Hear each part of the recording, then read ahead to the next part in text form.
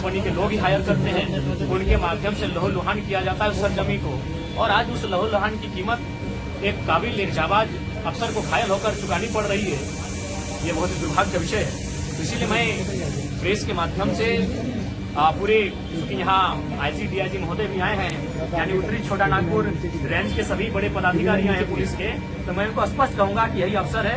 बाघमारा जैसे जितने भी एरिया जो माफियाओं के संरक्षण में है, जहाँ माफियाओं की गिरफ्त में है, उन एरियाओं को माफियाओं के चुंगल से आजाद कराएं। और बिल्कुल डीएसपी महोदय स्वस्थ इलाज का लाभ लेकर जब स्वस्थ होकर फिर से चलने के लिए अपने बाहर घर से आए, उससे पहले माफिया जेल के अंदर होने चाहिए। सर अभी उसकी स्थिति क्या है, क्योंकि आपने उससे मुलाकात?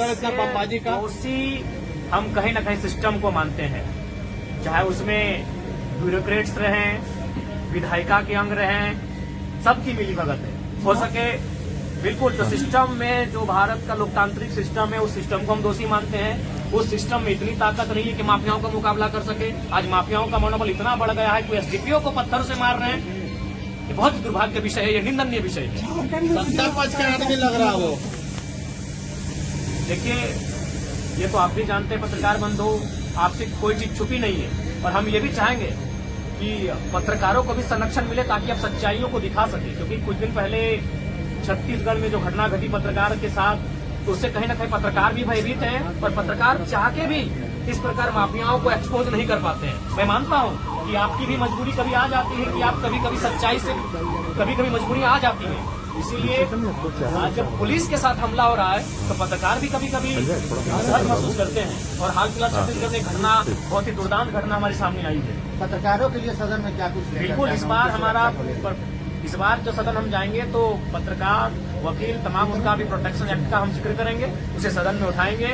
और फिलहाल तो हम आज पूरे उत्तरी छोटा नागपुर रेंज के तमाम जितने भी पुलिस प्रशासन के पदाधिकारी हैं, अफसर हैं, उनसे मैं स्पष्ट कहूंगा ये मौका है।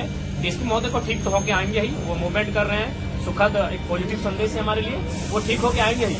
लेकिन वो ठीक होकर जब ड्यूटी ज्वाइन करने से पहले तमाम माफिया जेल के अंदर होने चाहिए। उनके एक एक शागिर्दों को जेल के अंदर उनका हिसाब होना चाहिए। आप एक विधायक के रूप में मुख्यमंत्री से लिखित शिकायत करेंगे? बिल्कुल, अभी जस्ट हम घर जाएंगे, हमने अपने असिस्टेंट को इसकी सूचना दे दी है।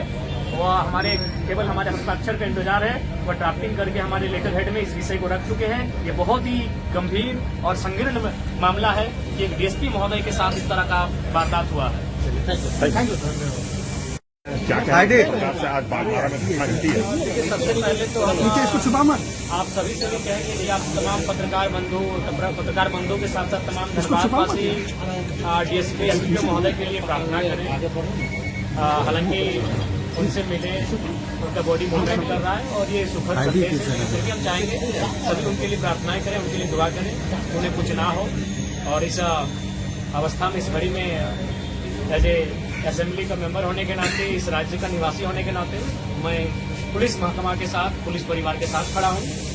और मैं भी प्रार्थना करता हूं, मैं भी दुआएं करता हूं कि डीएसपी महोदय आदरणीय बड़े भाई पुरुषोत्तम सिंह जी शीघ्र स्वस्थ होकर हमारे बीच उपस्थित होंगे। बाघमारा में जो घटना घटी उसके बारे में क्या कहें? देखिए, इसकी हम भर्त्सना करते हैं और बिल्कुल ये बहुत ही निंदा और संवैधानिक है कि आज कोयला चोरों का, कोयला माफियाओं का मनोबल इतना बड़ा है तो प्रशासन को भी तुच्छ समझ रहे हैं। और आज प्रशासन के पास भी, पुलिस के पास भी एक अच्छा मौका है बाघमारा से माफियाओं के गुंडों को खदेड़ने का और बाघमारा को एक शांत बाघमारा बनाने का एक अच्छा अवसर है। बीसीसीआई के कई ऐसे इलाके हैं जहां आउटसोर्सिंग चल रही है, वहां रैयतों के साथ जो है बिल्कुल ये बहुत ही असंवैधानिक विषय है।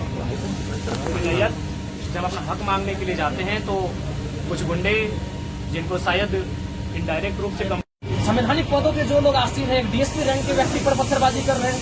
इतना तो मनोबल लोकतांत्रिक देश में माफियाओं का, गुंडों का, चोरों का इतना तो मनोबल बढ़ने नहीं देना चाहिए। इसके लिए सिस्टम दोषी है। हम सबसे पहले तो अभी हम मुख्यमंत्री को, गृह विभाग मुख्यमंत्री के पास ही है, हम मुख्यमंत्री को भी चिट्ठी लिख रहे हैं कि इस मामले की उच्च स्तरीय जांच हो और एक भी बड़ा से छोटा माफिया बागमारा के साथ साथ धनबाद की धरती में ना दिखे। बहुत ही शर्मनाक विषय है कि माफियाओं का मनोबल। हम पहली बात तो कि हम लोग सीखते नहीं है। कुछ दिन पहले कुछ सीओ पे बालू माफियाओं ने हमला किया था, क्योंकि सीओ महोदय को चोट नहीं लगा, वो न्यूज नहीं बना। आज डीएसपी महोदय जख्मी हो गए, आज सभी प्रशासन के लोग यहाँ उठ के आए। अगर यही सीओ महोदय के पर जब हमला हुआ था बालू माफियाओं के द्वारा, अगर वहाँ सिस्टम अलर्ट हो जाता, अगर वहाँ पुलिस प्रशासन का महकमा अलर्ट होकर माफियाओं के खिलाफ अभियान चलाता, तो आज हमें ये दिन देखना नहीं पड़ता। अगर आज इन घटनाओं से हम लोग नहीं चेतते हैं, असंवैधानिक लोगों पर नियंत्रण नहीं लगाते हैं, माफियाओं के मनोबल को नहीं कुचला जाता है, तो आज बड़े भाई पुरुषोत्तम सिंह जी आज जख्मी हुए हैं, कल कोई और जख्मी हो सकता है। बहुत ही दुर्भाग्य का विषय है। हाँ, पुनः कहेंगे आदरणीय डीएसपी महोदय के स्वास्थ्य की कामना करते हैं और तमाम बागमारा वासी, धनबाद वासी, राज्यवासी जो में आज इस खबर को सुनेंगे, वो कम से कम 30 सेकंड ही सही उनके लिए प्रार्थना करेंगे कि वो स्वस्थ होकर आए।